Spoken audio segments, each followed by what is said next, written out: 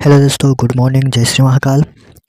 चलिए, डेली की तरह आज हम फिर से ग्रुप डी के लिए यानी कि रेलवे एग्ज़ाम के लिए हम साइंस प्रैक्टिस सेट लेके आए हैं। आप लोग अंत तक जरूर जुड़े रहिएगा। हम डेली 20 से 25 क्वेश्चन डेली करते हैं, ठीक है। चलिए, बिना समय गवाते हुए हम क्लास को स्टार्ट करते हैं। पहला प्रश्न लगा हुआ, इसका उत्तर बताइए क्या जाए। किसे प्राणी जगत के अंतर्गत वर्गीकृत किया जाता है? किसे प्राणी जगत के अंतर्गत वर्गीकृत किया जाता है? क्या जगह? मेटाजोआ जगह, ऑप्शन बी मेटाजोआ। मेटाजोआ जो है, इनमें क्या होता है, बहुकोशिकीय प्राणी आते हैं। मेटाजोआ में बहुकोशिकीय प्राणी आते हैं। और इन जंतुओं का शरीर कैसा होता है? तो शरीर अनेक छोटे छोटे कोशिकाएं से मिलकर बना होता है। मोटाजोआ जो है, इसका जो शरीर होता है, इन जंतुओं का शरीर कैसा होता है? छोटे छोटे कोशिका से मिलकर बना होता है, ठीक है। इसे दो भागों में बांटा गया। किसे? तो मेटाजोआ को दो भागों में बांटा गया है। ये हो जाएगा ओकशेरुकी और कशेरुकी। ओकशेरुकी और क्या जगह? कशेरुकी, ठीक है। चलिए, अब प्रोटोजोआ जो है, प्रोटोजोआ इसमें एक कोशिकीय यूकैरियोटिक जीव पाए जाते हैं। प्रोटोजोआ जो है, प्रोटोजोआ में क्या पाया जाता है? तो एक कोशिकीय यूकैरियोटिक जीव पाए जाते हैं, ठीक है। चलिए, नेक्स्ट क्वेश्चन है।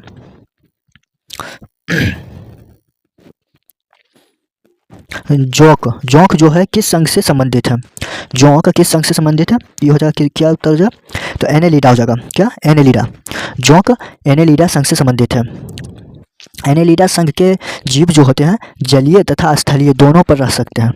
एनेलिडा के संघ के जो जीव होते हैं, जलीय एवं क्या होता है? स्थलीय दोनों के होते हैं, ठीक है, दोनों में आते हैं। एनेलिडा संघ के जो उत्सर्जी अंग होता है, किसका होता है? तो नेफ्रीडिया का कहलाता है। उत्सर्जी अंग जो होता है वो नेफ्रीडिया कहलाता है, ठीक है। चलिए, नेक्स्ट क्वेश्चन देख लेते हैं।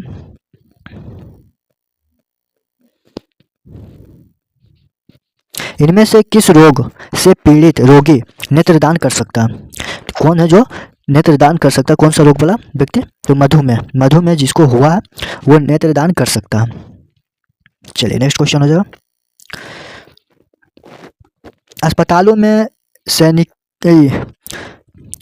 निकाले होगा। अस्पतालों से जो निकालने वाले जैविक कचरे होते हैं, तो उसको निपटाने का सबसे अच्छा तरीका क्या है? तो उसको सबसे अच्छा तरीका निपटाने के लिए क्या है? तो भस्मीकरण है। जिसे हम भस्मीकरण यानी कि जलाकर पूरा भस्म कर देते हैं, ठीक है, वही भस्मीकरण होगा। चलिए, नेक्स्ट क्वेश्चन। क्या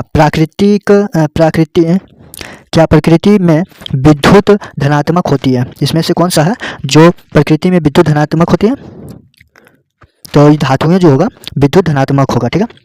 धातुएं ऐसे तत्व होते हैं जो इलेक्ट्रॉन त्याग कर धनायन प्रदान करता है। धातुएं, ठीक है। और धातु जो है क्या होगा? आघात वर्धनीयता होती है। जैसे सोना और चांदी जो है सर्वाधिक आघात वर्धनीयता है धातु में।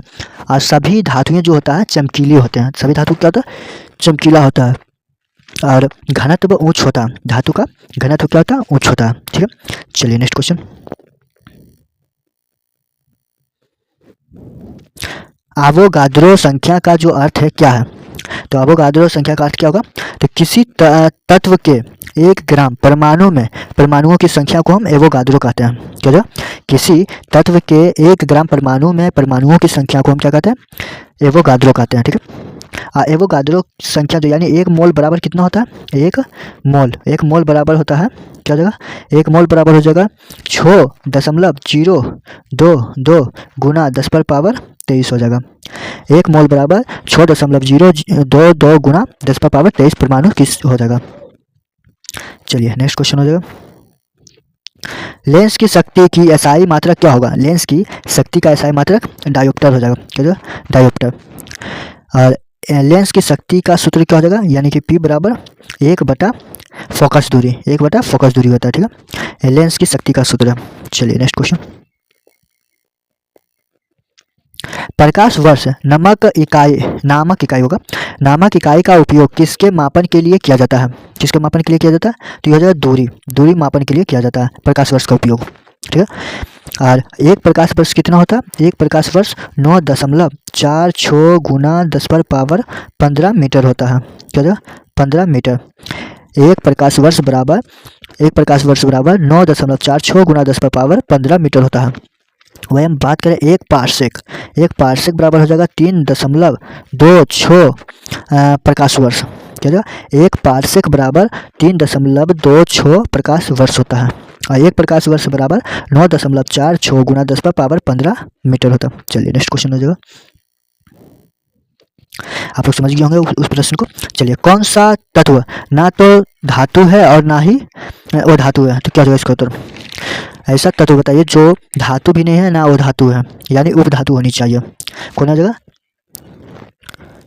जर्नियम। क्या जाएगा बताइए आप लोग। चलिए ऑप्शन बी हो जाएगा। ठीक है, इसका परमाणु संख्या कितना होता?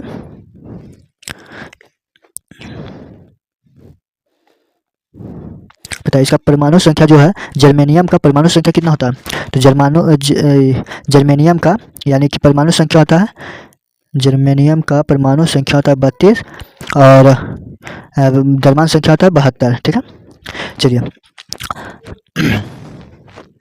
Mg जो है ये धातु हो जाएगा। Mg जो है ये धातु हो जाएगा। ठीक है, और इसका परमाणु संख्या होता है 12 और द्रव्यमान संख्या कितना होगा? तो 24 हो जाएगा द्रव्यमान संख्या। ठीक है, एल्युमिनियम के परमाणु संख्या 13 और द्रव्यमान संख्या 26.9 होता है, यानी 27 हो जाएगा। ठीक है, चलिए तो जर्मेनियम के बारे में देख लेते हैं। यानी जर्मेनियम उपधातु है। उपधातु को आवर्त सारणी में धातुओं और अधातुओं के मध्य में मतलब धातु और धातु के बीच में उपधातु को रखा गया है। ठीक है, उपधातु की संख्या कितना? टोटल 7 है। कौन कौन है? तो हो जाएगा ब्रोन, बी हो जाएगा ब्रोन। ब्रोन की परमाणु संख्या 5, द्रव्यमान संख्या 10.8 है। उसके बाद आ जाता है सिलिकॉन। ठीक है, सिलिकॉन की परमाणु संख्या 14, द्रव्यमान संख्या हो जाएगा 28। ठीक है, उसके बाद आ जाता है क्या हो जाएगा? जर्मेनियम हो जाएगा, Ge। ठीक है, जर्मेनियम यानी 32 हो जाएगा परमाणु संख्या, द्रव्यमान संख्या हो जाएगा 72। उसके बाद आ जाता है कौन? तो आर्सेनिक। ठीक है, आर्सेनिक का परमाणु संख्या हो जाता है 33 और द्रव्यमान संख्या 75। ठीक है, उसके बाद आ जाता है एंटीमनी यानी Sb एंटीमनी हो जाएगा 51 हो जाएगा इसका परमाणु संख्या, द्रव्यमान संख्या हो जाएगा 121.7। उसके बाद आ जाता है टेलुरियम। ठीक है, यानी Te टेलुरियम हो जाएगा 52 हो जाएगा इसका परमाणु संख्या और द्रव्यमान संख्या हो जाएगा 127.6 हो जाता है। ठीक है, उसके बाद आ जाता है पोलोनियम यानी PO। पोलोनियम का परमाणु संख्या 84, द्रव्यमान संख्या 209। ठीक है, चलिए आप लोग नोट कर लिए होंगे। आगे बढ़ते हैं। चलिए नेक्स्ट प्रश्न है आज का 10वां नंबर प्रश्न।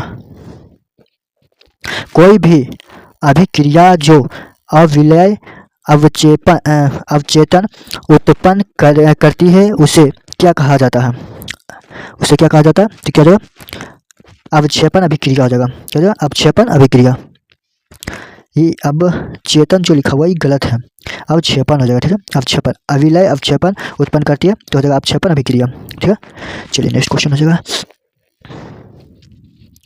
घरेलू मक्खी का जीव वैज्ञानिक नाम क्या है? घरेलू मक्खी का जीव वैज्ञानिक नाम क्या है? तो घरेलू मक्खी जीव का वैज्ञानिक नाम हो जाएगा मस्का डोमेस्टिका। क्या हो जाएगा? मस्का डोमेस्टिका। क्या हो जाएगा? मस्का डोमेस्टिका, ऑप्शन डी हो जाएगा। ठीक है, मस्का डोमेस्टिका। और गाय का क्या हो जाता है? गाय का हो जाता है बोस टोरस। ठीक है, अब बकरी का हो जाएगा कैप्रा एगेग्रस हिरकस। ठीक है, और भेड़ का हो जाएगा ओविस एरिज। मोर का हो जाएगा पावो क्रिस्टेटस। ठीक है, और छिपकली का हो जाएगा लेस्ट्रिलिया। ठीक है, चलिए नेक्स्ट क्वेश्चन। प्रोटोप्लाज्म शब्द किसने गढ़ा? प्रोटोप्लाज्म जो है शब्द किसने गढ़ा? तो ये हो जाएगा जॉन इन्वेजेलिस्टा। जॉन इन्वेजेलिस्टा जो है पुरकिंजे, ऑप्शन बी हो जाएगा। ठीक है, चलिए इसने कब गढ़ा है? तो 1839 में प्रोटोप्लाज्म का शब्द गढ़ा है। ठीक है, प्रोटोप्लाज्म जो है, प्रोटोप्लाज्म एक कोशिका का जीवित भाग है जो प्लाज्मा झिल्ली से मतलब घिरा होता है, प्लाज्मा झिल्ली से घिरा होता है। ठीक है, चलिए नेक्स्ट क्वेश्चन देख लेते हैं आप। आज का 13 नंबर प्रश्न, रेशम किस से प्राप्त किया जाता है? रेशम जो है किससे प्राप्त किया जाता है? तो जगह बोमिक्स मोरी से। क्या जो बोमिक्स मोरी, ठीक है, बोमिक्स मोरी यानी कि जो रेशम है, रेशम को कोकून द्वारा निकाला जाता है। रेशम को कैसे निकाला जाता है? कोकून द्वारा। और सिल्क वार्म जो है, सिल्क वार्म कीट की एक विशेष प्रजाति के कीट है। सिल्क वार्म जो है कीट की एक विशेष प्रजाति का कीट है, सिल्क वार्म, ठीक है। और घरेलू रेशम जो है कीट को क्या कहा जाता है? बोमिक्स कहा जाता है। घरेलू रेशम के कीट को क्या कहा जाता है? बोमिक्स मोरी भी कहा जाता है, मोरी, ठीक है। चलिए नेक्स्ट क्वेश्चन हो जाएगा, अंकुरन के समय बीज का कौन सा भाग जल का निर्माण करता है? जल का निर्माण करता है तो हो जाएगा मूलांकुर। क्या होगा? मूलांकुर, जो पौधे की भूरणीय जड़ है। क्या? पौधे की भूरणीय जड़ है जो मिट्टी में नीचे की ओर बढ़ती है। मिट्टी में क्या होता है? नीचे की ओर बढ़ता है, मूलांकुर, ठीक है। चलिए नेक्स्ट क्वेश्चन हो जाएगा, कार्ल लैंडस्टेनर को इनमें से किसके लिए जाना जाता है? किसके लिए जाना जाता है? क्या हो जाएगा? रक्त समूह के वर्गीकरण की खोज के लिए जाना जाता है। कौन? कार्ल लैंडस्टेनर, ठीक है। चलिए नेक्स्ट क्वेश्चन, चलिए लैंडस्टेनर के बारे में भी बता देते हैं। लैंडस्टेनर के अनुसार जो है 4 रुधिर वर्ग पाए जाते हैं, ठीक है। रुधिर वर्ग जो है ए बी की खोज जो ए बी की खोज किया गया है, रुधिर ए बी की, तो वो खोज किया गया है डिकास्टेलो तथा ऑस्ट्रेली ने खोज किया है ए बी को। रक्त जो है दाब मापने का यंत्र जो है क्या है? रक्त दाब मापने का यंत्र है स्फिग्मोमैनोमीटर। रक्त दाब मापने का यंत्र क्या है? स्फिग्मोमैनोमीटर। चलिए नेक्स्ट क्वेश्चन, आप लोग कमेंट नहीं करते ना कुछ बोलते हैं कमेंट में, आप लोग क्या चाहते हैं आप लोग बताइएगा, तब तो कुछ उस पर विचार किया जाएगा ना। चलिए नेक्स्ट क्वेश्चन है 16 नंबर, हमारी जीहा पर कौन सा अभिग्राही स्थित होता है? क्या? रस संवेदी। क्या? रस संवेदी, ऑप्शन सी हो जाएगा, रस संवेदी। चलिए नेक्स्ट क्वेश्चन है, परमाणु बालों क्या जो परमाणु बलों हो जाएगा, परमाणु बलों के सिद्धांत की खोज किसने की है? परमाणु बलों के सिद्धांत की खोज किसने की है? तो इसका हो जाएगा हिडेकी युकावा। हिडेकी युकावा हो जाएगा, option A, Hideki Yukawa. Boson कण की एस एन बोस जो है बोसान कण की खोज किया है। जेसी बोस जो है क्रैश को ग्राफ की खोज किया गया। और जे थॉमसन जो है इलेक्ट्रॉन की खोज की है, ठीक है। चलिए नेक्स्ट क्वेश्चन देख लेते हैं,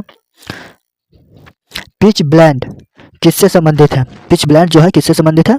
तो जगह यूरेनियम से।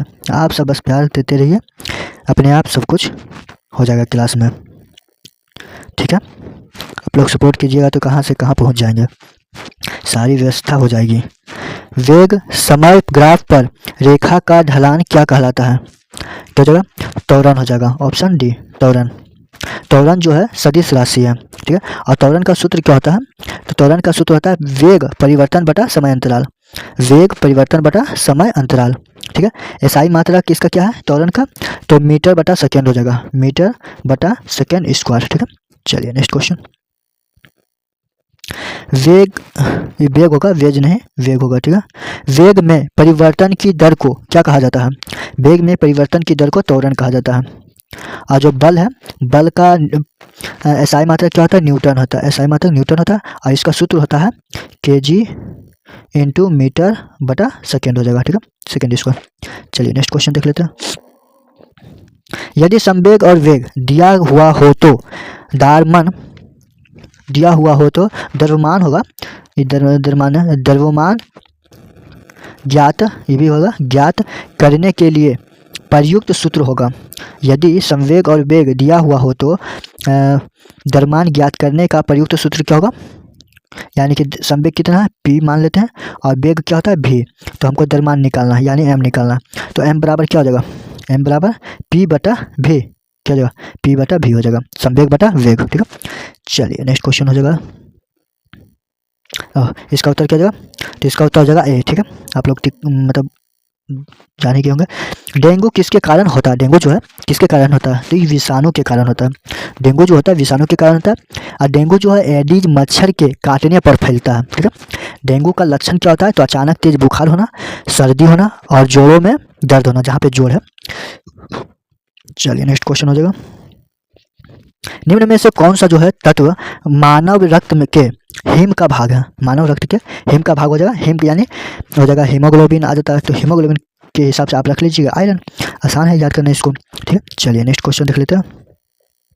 आज का 24वां नंबर प्रश्न, मैग्नोलियो जो है फाइटा पुष्पी पादप होते हैं, ठीक है, जिन्हें क्या कहा जाता है, यानी मैग्नोलियो फाइटा जो है पुष्पी पादप होते हैं, जिन्हें क्या कहा जाता है, तो इसे कहा जाता है एजियोस्पर्म। क्या जाता एजियोस्पर्म, ऑप्शन सी हो जाएगा, एजियोस्पर्म कहा जाता है।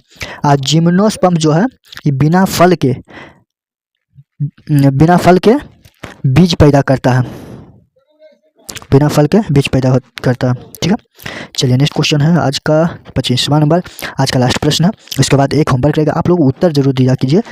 और यदि वीडियो अच्छा नहीं लगता, वो क्या अच्छा नहीं लग रहा वो आप लोग वीडियो में लिख सकते हैं, उस पर ध्यान दिया जाएगा। अभी हमने नया खोला, मतलब अपने SRSS के परिवार को ज्वाइन किया है, नया अभी डेवलप कर रहे हैं। थोड़ी आप लोग मतलब सहायता नहीं कीजिएगा, साथ नहीं दीजिएगा तो फिर कैसे आगे बढ़ेंगे। आप लोग तो जो है तभी तो आप लोग के थोड़ा ही आगे बढ़ेंगे ना।